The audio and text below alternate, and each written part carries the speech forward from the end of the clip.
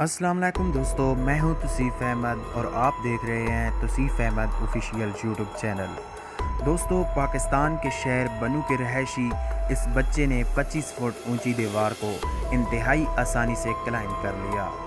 दुनिया में लोग नकली स्पाइडरमैन देखकर खुश होते हैं, लेकिन इस बच्चे ने रियल स्पाइडरमैन होने का एजाज़ हासिल कर लिया। इस बच्चे ने जब 25 फुट ऊंची दीवार को क्लाइंब किया तो देखने वाले देखते रह गए।